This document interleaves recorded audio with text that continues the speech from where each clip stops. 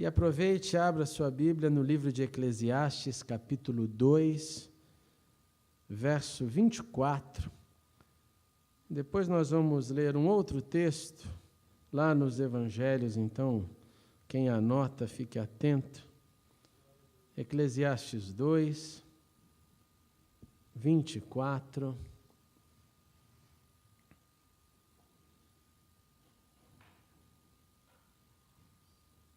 Diz assim, esse texto lindo: não há nada melhor para o homem do que comer e beber, e permitir-se ter prazer no seu trabalho. Vi que isso também vem da mão de Deus. Agora vai lá para o Evangelho de Mateus, no capítulo 24, a partir do verso 9, nós leremos até o verso 14. Mateus 24, a partir do verso 9.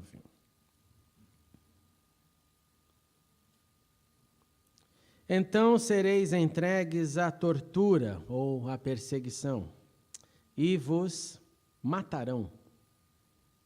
E sereis odiados por todas as nações por causa do meu nome. Nesse tempo, muitos haverão de abandonar a fé, trair e odiar uns aos outros.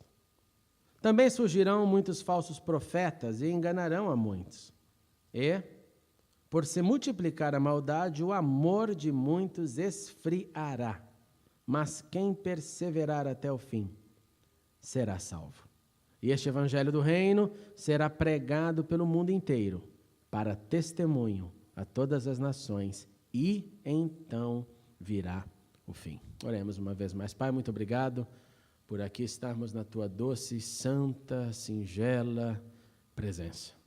Vem agora e abre as nossas mentes para ouvirmos a Tua palavra. Vem agora e cumpra-se o Teu querer em nosso meio, para nós que aqui estamos, para aqueles que assistirão essa mensagem pela internet, espalhados pelas nações. Que o Senhor possa falar conosco, em nome de Jesus. Amém e amém. O verão já está indo embora, como mencionei, as férias escolares chegando ao fim. Essa semana eu acho que as nossas crianças todas, devem voltar às suas aulas.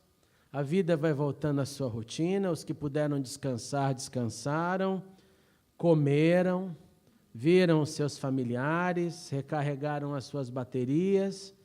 E nas palavras do Márcio, que eu estava conversando com ele a semana passada, ele fala, além do recarregar a bateria, para alguns também a ressaca da volta. Isso é um acontecimento comum. Em outra parte do mundo, como a gente já ouviu hoje aqui, até na oração do Eduardo, e eu trago a nossa memória hoje especificamente para o Iraque, o mundo está presenciando um novo genocídio humano.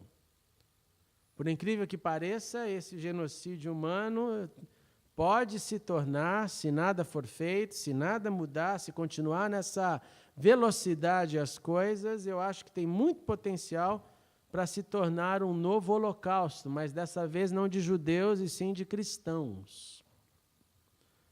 Isso é impressionante, porque sempre pensamos nisso, em toda a história que aconteceu na Segunda Guerra Mundial, quantos morreram. E agora a minha e a sua geração, talvez, digo talvez porque ainda não aconteceu, mas digo um talvez com muita possibilidade de acontecer. Nós talvez olharemos para o ano de 2014, daqui a alguns anos na frente, como um ano que começou uma tremenda matança no mundo. Matança de cristãos. Aqui em Londres, nessa semana, um dos principais líderes radicais do islamismo, eu não sei quem aqui assistiu, uma entrevista na Fox News.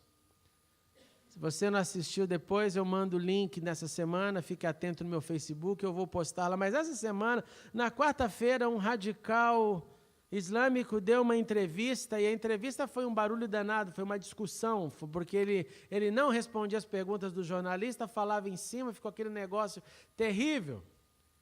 mas tiveram até que escrever, para você ter uma ideia, a entrevista no próprio site, para as pessoas poderem entender o que estava se falando, só para você entender o nível de barulho. Mas uma das falas desse radical islâmico que está aqui em Londres, nesse momento, nessa quarta-feira, para a Fox News, em outras palavras, para um canal americano, para quem não conhece, disse o seguinte, em inglês: "You have no choice. Sharia is coming to a place near you." Um radical, baseado na Inglaterra, olhou para um jornalista americano e falou: você não tem escolha, a Sharia, que é a lei islâmica, ela está se tornando uma realidade, vai se tornar uma realidade num lugar perto de você. Diz também que a Sharia, essa lei islâmica, vai ser implementada na América. E isso aconteceu como resultado do que ele escreveu anteriormente, no sábado passado, no seu Twitter, dizendo que não importa o que o Cameron, nosso primeiro-ministro, faça, não importa o que a secretária faça aqui do país, que a Sharia um dia vai ser a lei no Reino Unido. Isso foi sábado passado, escrito, e quarta-feira na televisão americana.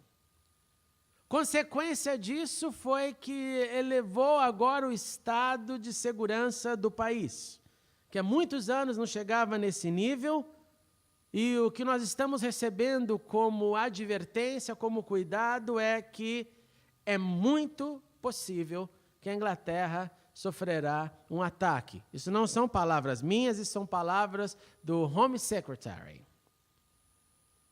E isso tudo aconteceu pelos desdobramentos do que está acontecendo longe de nós, lá no Iraque. E que está agora tomando lugar aqui.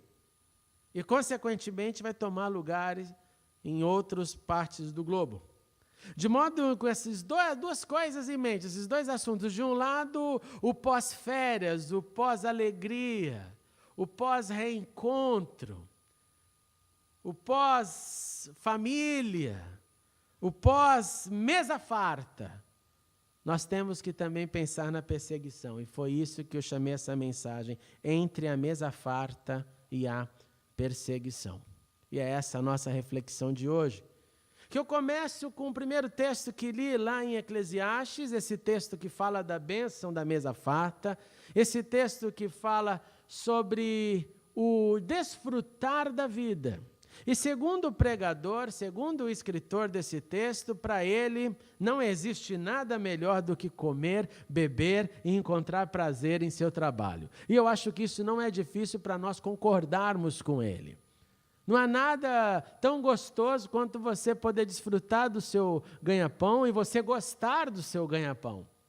E você curtir isso, você ter uma mesa bem grande para desfrutar com sua família, com seus amigos. O pregador fala isso lá no capítulo 2, no verso 24, em outras palavras, no início do seu livro, no início do seu discurso, nesse livro que ele fala sobre paradoxos da vida, nesse livro que ele fala sobre coisas que são vaidades, que são como vento, que são como vapor, ele dá uma declaração, e essa declaração, ao meu ver, é muito forte.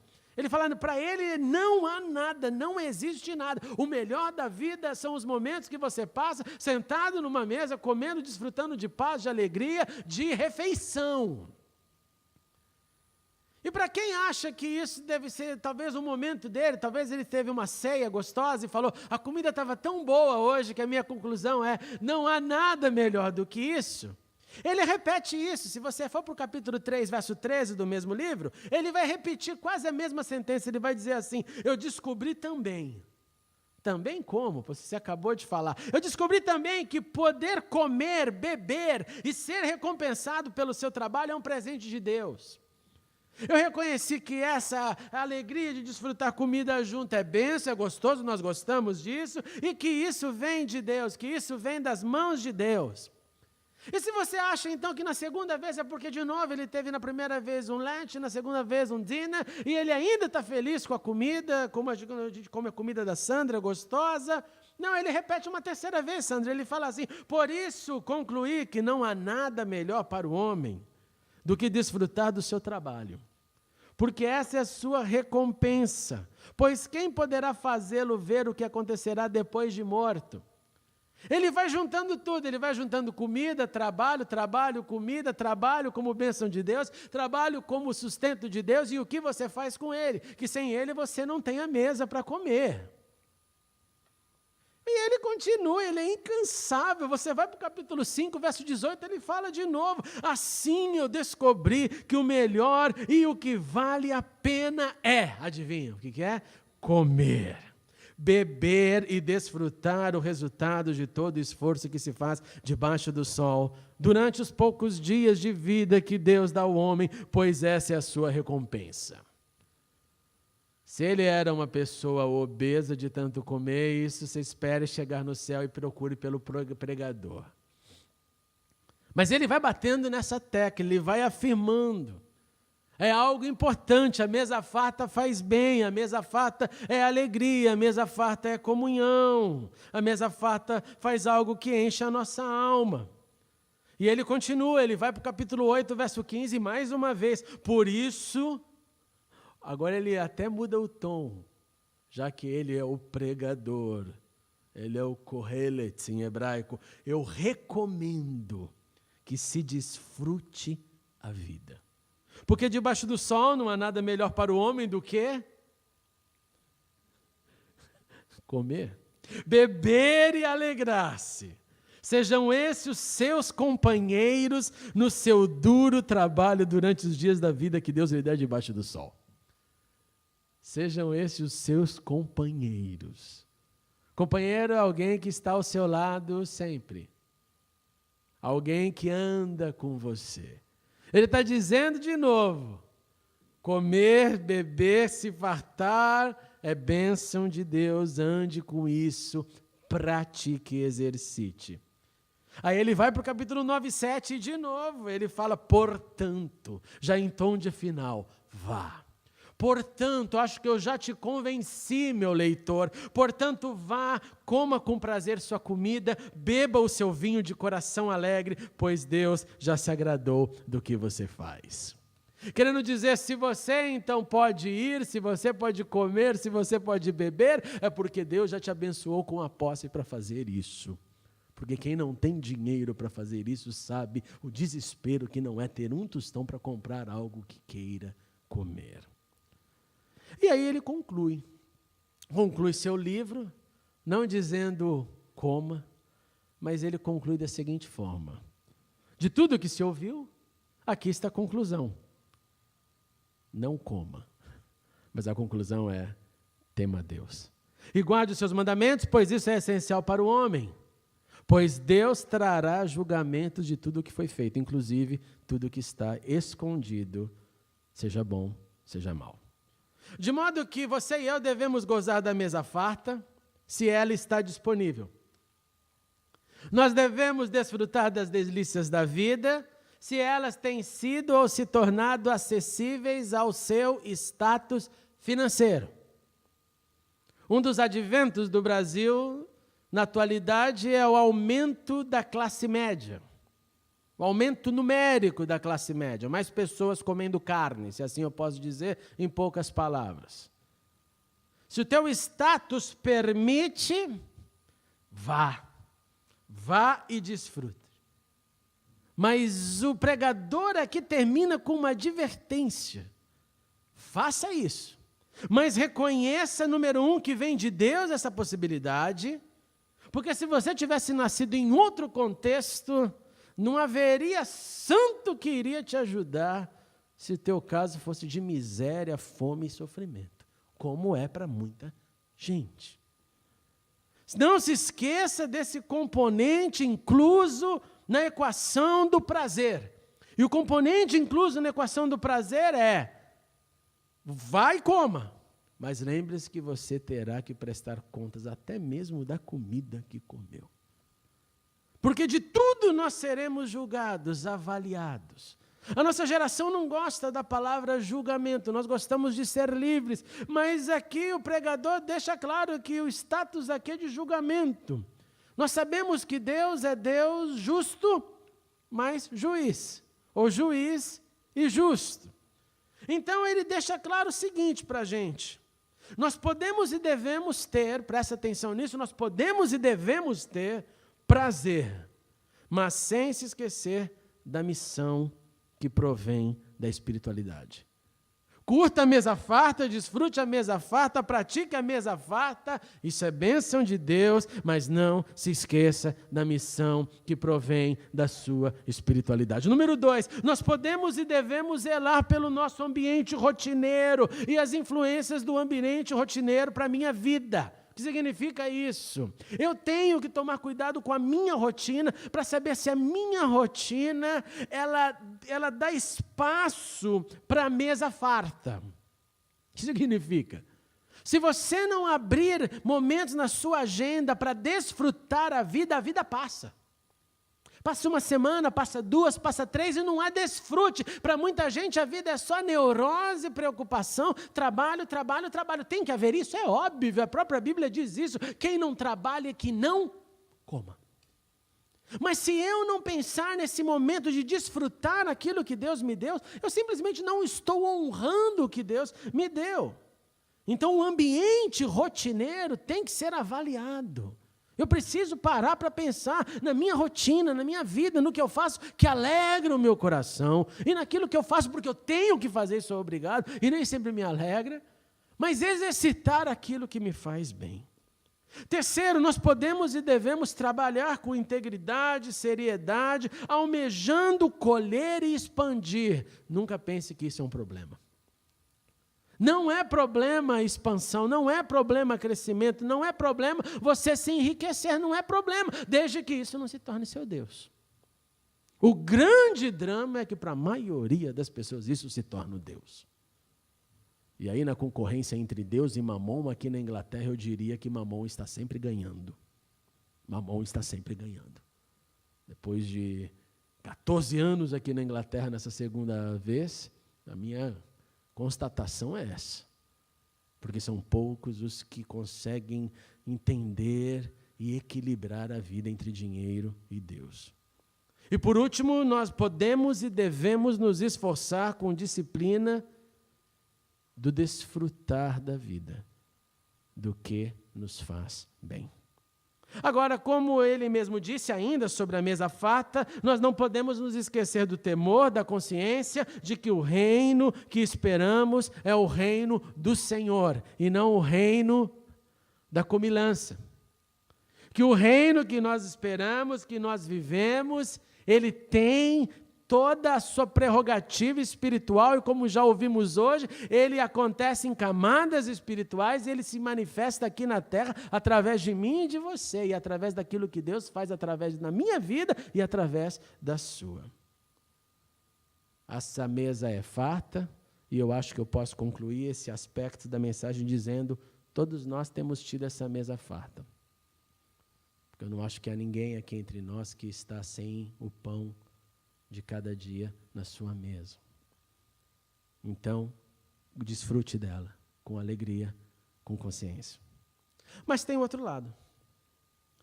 E o outro lado é o complicado. O outro lado é a perseguição.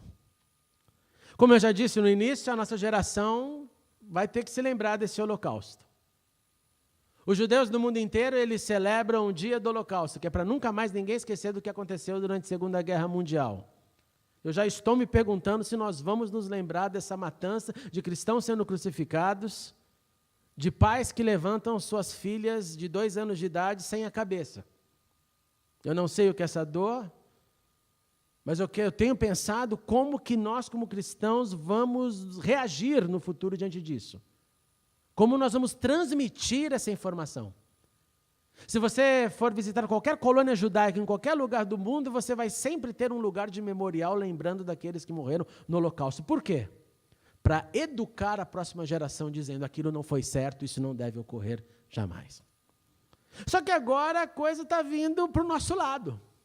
E por que eu digo para o nosso lado? Porque a Bíblia diz: se um sofre, todos sofremos. Não chegou ainda aqui. Ainda. Para você ter uma ideia, lá no Iraque, você sabia que a região mais afetada hoje no Iraque é a região que um profeta da Bíblia foi pregar, que é a região de Nínive? Você sabia que Nínive era o lugar de maior concentração cristã no Iraque? Você sabia que Nínive, lá no norte do Iraque, era um lugar que tem cerca de 2.000 anos de presença cristã? A igreja cristã de Nínive tem a sua raiz no trabalho da expansão da igreja primitiva que saiu de Jerusalém e de Antioquia. E que passou e que chegou lá. Aqueles que eram inimigos, a Assíria, os assírios. Aqueles que primeiramente tiveram um encontro com Deus através de Jonas. Depois veio a igreja pregando, depois do advento de Cristo, e nós tínhamos ali uma comunidade com cerca de 2.000 anos ininterruptos de cultos. E eu li o report da primeira vez dizendo, hoje em Nínive não terá culto, depois de mais de 1.600 anos de cultos registrados. O que significa isso? Porque 2.000 anos, como você sabe, no início a igreja primitiva não dependia de prédio, então não tem registro. Mas eles têm 1.600 anos de registro de culto de igreja, de formação de prédio. Porque depois que a casa fica pequena, tem que juntar as pessoas em um salão maior. Tem que virar templo, tem que virar sala. E eles não estão fazendo isso agora. Porque em uma tacada só de Nínive tiveram que sair 100.000 pessoas. 100.000 pessoas. Eu fico pensando que isso vai atacar e vai atingir o mundo livre. E eu gostaria e quero estar errado. Realmente, eu gostaria que daqui a um tempo viesse para mim, pastor, você estava um pouco, as suas ideias estavam um pouco além. Eu realmente quero estar errado nesse sentido. Mas o que eu percebo é que essa perseguição que começa em outras regiões vai chegar até o mundo livre. E para te dar embasamento disso, para você não achar que é loucura minha, volta lá para o Mateus, caso você tenha fechado, capítulo 24, verso 9 e 14. Porque quem disse essas palavras foi Jesus. Jesus diz o seguinte, falando sobre o final dos tempos: nós seremos entregues à perseguição, nós seremos entregues à tortura e vos matarão e sereis odiados por todas as nações por causa do meu nome. Existe uma linha muito fina nesse texto, porque existe uma interpretação da escatologia que diz assim, não, nós não vamos sofrer nada, é o pessoal que quer ficar livre de tudo. Eu queria também. Se você perguntar, você quer sofrer? Eu falei, eu não. Eu não quero sofrer. Se Deus puder me arrebatar antes, eu vou feliz da vida.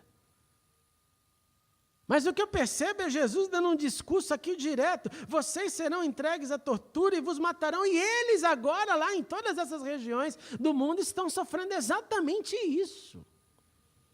Nesse tempo, muitos haverão de abandonar a fé. Alguém aqui não conhece alguém que já tenha abandonado a fé? Abandono de fé é uma coisa mais comum, todos os dias, em todas as famílias, em todos os níveis. De quem estava no púlpito a quem estava sentado no último lugar lá do templo. Abandono de fé. Traição, ódio, briga. Isso nas palavras de Jesus hoje é palco de lar, dentro da casa. Falsos profetas. Falsos profetas. Quantos na nossa lista? Você liga a televisão brasileira, essa é uma das tristezas lá, aquele bando de televangelista, dá desespero. Dá desespero de ver o evangelho mercado acontecendo. Maldade aumentando, amor esfriando. Amor esfriando. Jesus está dizendo, dando a foto, a imagem do que nós estamos vivendo. Mas mesmo sob perseguição, pessoas estão se encontrando com o Senhor. Fim de semana passado foi um grupo foi discipulado lá em Bagdá. E teve o primeiro cultinho com os discipulados pós-batismo, no meio desse inferno. Recebi informações, Francisco, em Cuba, que no exato momento nós precisamos enviar cerca de 1 milhão de Bíblias para os cubanos, porque somente 40% deles têm Bíblias nas mãos e estão se convertendo. Perseguição gera, então, um compromisso, gera um posicionamento. E eu acho que Jesus falou sobre este posicionamento quando ele disse: mas quem perseverar até o fim será salvo. E aí o evangelho será pregado a todo mundo. Nós, então, vivemos nas palavras de Jesus. Jesus aqui está prometendo uma perseguição. Já pensou nisso? Jesus promete vida, Jesus promete salvação, Jesus promete jugo mais leve, o fardo dele é leve, e Jesus promete perseguição, ou na linguagem aqui do Almeida, tortura, foi o que ele preferiu. Jesus, então, olha para a gente e dá essa possibilidade real, existente, verdadeira, que jaz no mundo e que eu acredito que tem tudo para chegar até nós. Você sabe por que o nível de segurança aumentou aqui na Inglaterra nesse fim de semana? Você sabe por quê? Porque os extremistas que estavam no Iraque, metade deles voltaram para solo britânico. Então, eles estão entre nós. Então, se ele teve coragem de ir matar, crucificar a gente lá fora, degolar a pessoa lá fora, por que não faria aqui? E é por isso que hoje está esse momento de alerta profundo. Eles espalhados pelo mundo, o que eles poderão fazer? O mal espalhado pelo mundo.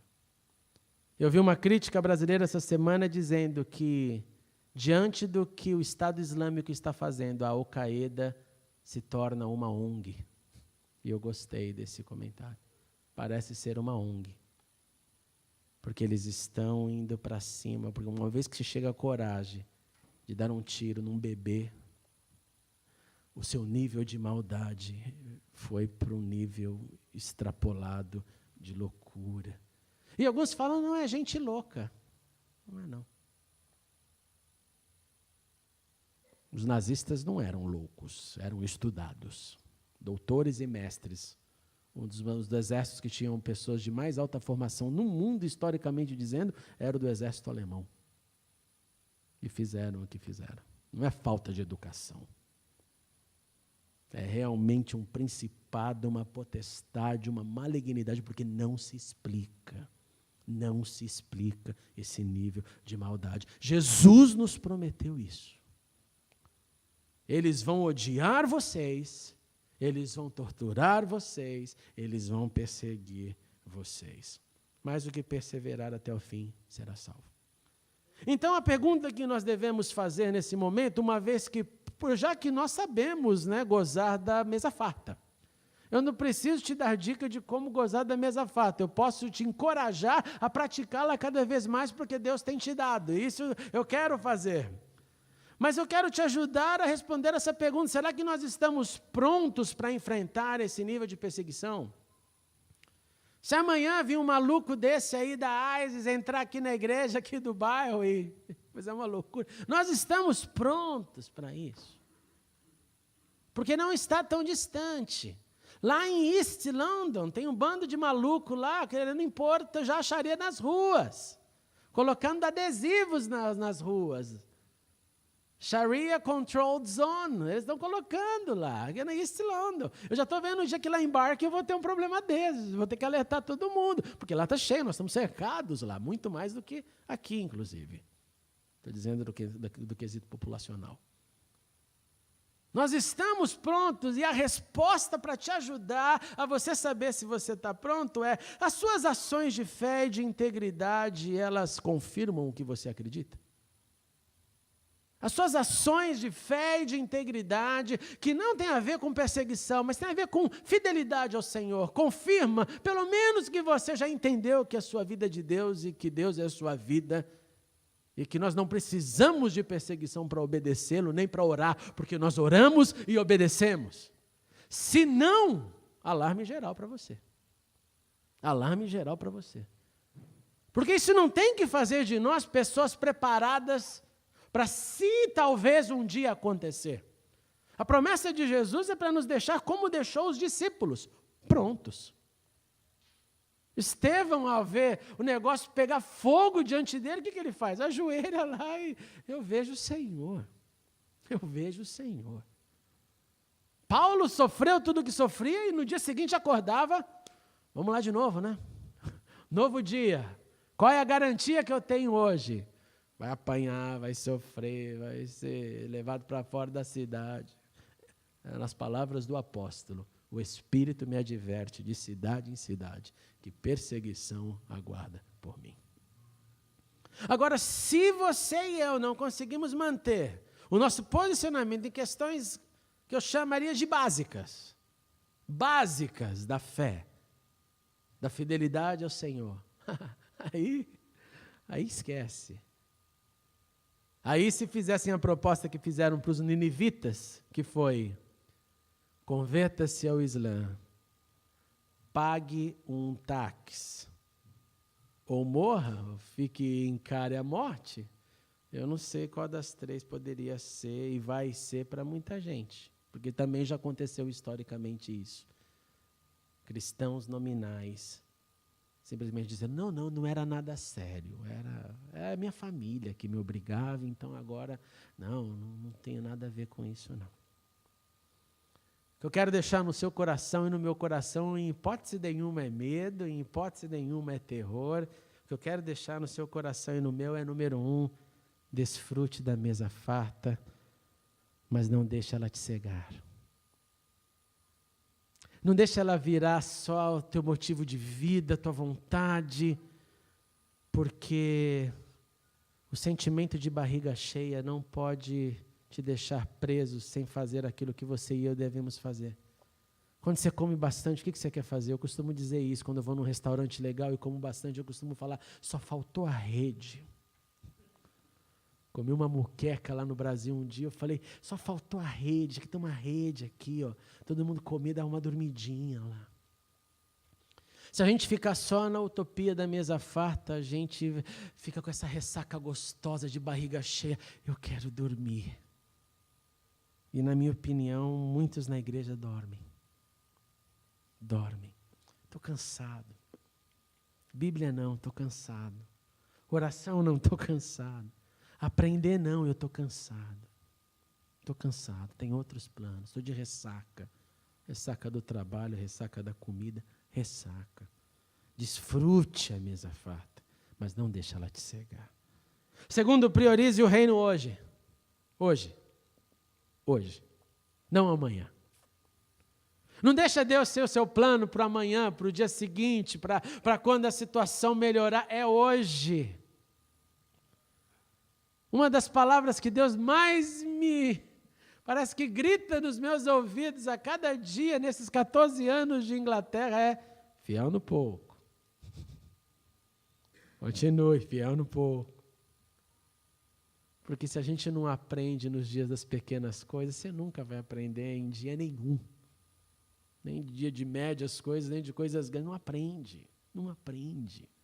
Priorize o reino hoje na sua vida.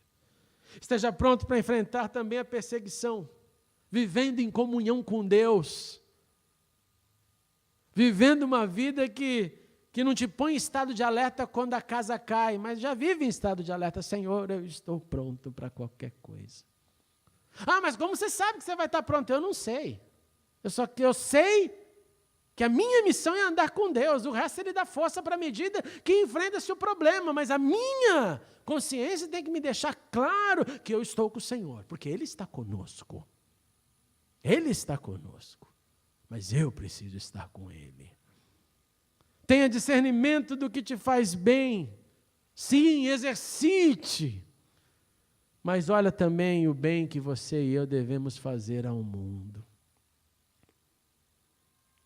Quando eu ouvi todas essas informações dessa semana, é triste se ouvir isso, esses camaradas, esses loucos.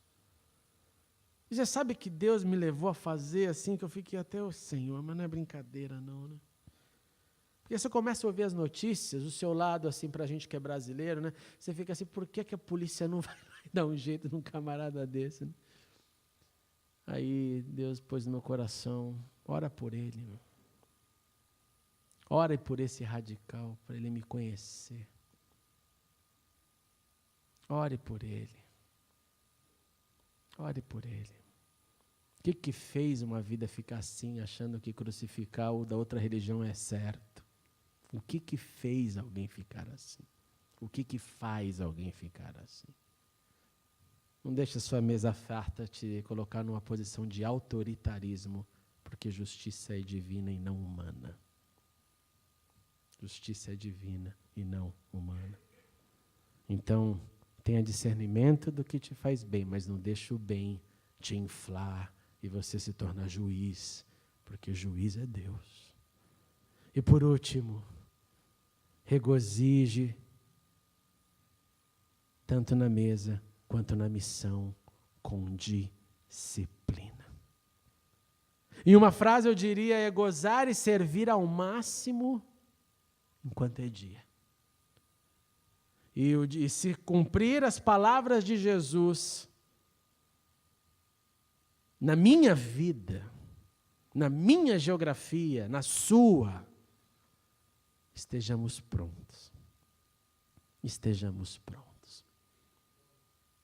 Porque quem aprendeu a viver na mesa farta, tem que também aprender a viver diante da perseguição. Eu quero te convidar a ficar de pé e orar comigo. Nós vamos continuar orando por esse povo que sofre. E orar para que Deus nos dê essa certeza. É igual certeza de salvação. Depois que você tem, ninguém tira mais de você. Certeza de, Senhor, eu estou contigo porque o Senhor me amou primeiro. Senhor, minha vida é tua, Senhor. Eu não quero passar por nada disso, não é orar, manda sobre, pelo amor de Deus. Não queira ser super-herói, não. Deus já dá as cargas que nós aguentamos, porque Ele sabe que a outra carga de um outro para nós poderia nos aniquilar facilmente. Mas fala para o Senhor, Senhor, tudo que eu quero é, além de desfrutar a mesa farta que o Senhor tem me dado, eu quero estar com a certeza de que o reino do Senhor é em primeiro lugar na minha vida. É em primeiro lugar na minha vida. E se amanhã entrar um louco aqui, nada vai mudar. Eu convivi com uma igreja lá em Israel que os caras entraram, queimaram tudo. E eu cheguei lá, vi a parede toda queimada, pretos, cadeiras. E eles deixaram a queimado. Eles falei, por que vocês não pintaram? Não, é para a gente não esquecer. Para a gente não se esquecer. De que sim, Deus cuidou, Deus deu um livramento. Poderia ter sido pior, mas para a gente não se esquecer que a nossa vida é passageira, que o nosso reino não é aqui. Nosso reino não é aqui. Eu achei muito comovente isso. Muito comovente. Então, vamos diante de Deus e falar, Senhor, Senhor Deus, nós queremos te agradecer pela mesa farta que o Senhor tem nos dado. Nós temos comido com alegria, Senhor. Nós temos tido as nossas geladeiras repletas de comida, de provisão, de transporte. Ninguém aqui veio de camelo, de cavalo, andou, atravessou o rio para chegar à igreja, não andou horas e horas. Não, o Senhor tem nos dado tudo o que precisamos. O Senhor tem nos dado trabalho, o Senhor tem nos dado a vida, a disposição, o Senhor tem nos dado a saúde. Porque sem ela, Senhor, nenhum trabalho subsistiria, sem a saúde, poder acordar e ir. Obrigado por isso, Senhor. Obrigado porque, mesmo sem entender por que o Senhor fez assim, nos deixar parte desse grupo de pessoas que têm o que comer, é difícil, Deus, para a gente até entender os seus propósitos, porque nós sabemos que não somos melhores do que ninguém.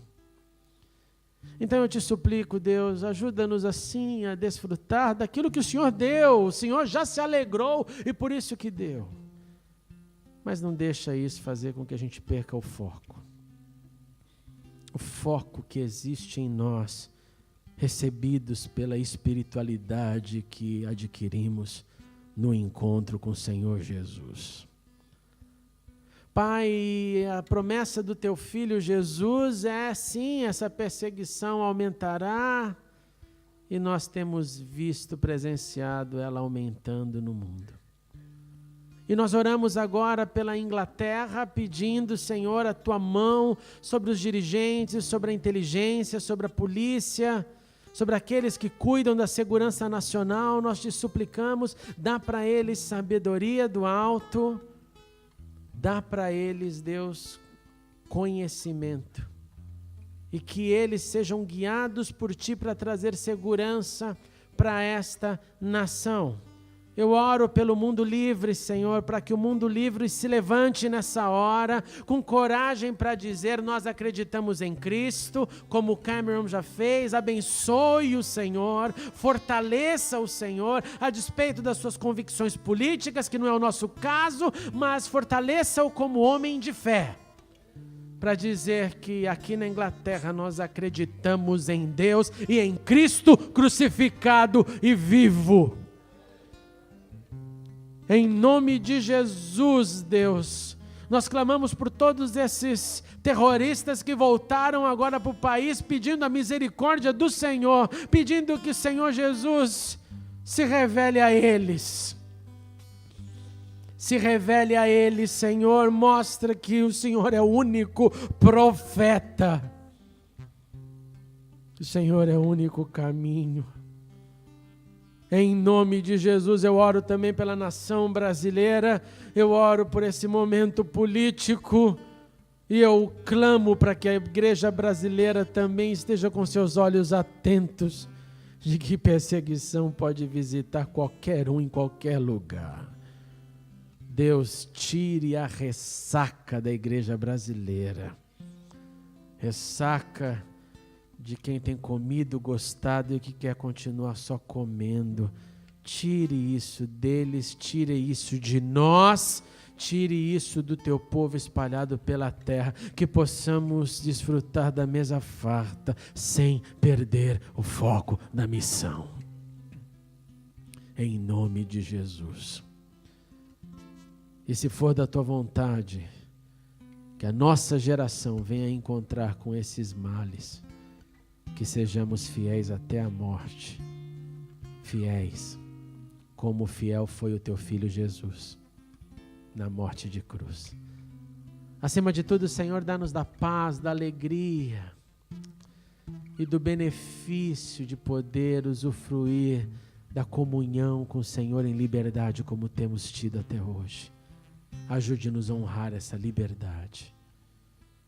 E Pai, finalmente eu clamo por aqueles que perderam suas famílias, seus filhos, seus maridos, suas esposas, as suas casas, aqueles tantos milhares que estão em trânsito, andando pelo mundo sem saber o que fazer.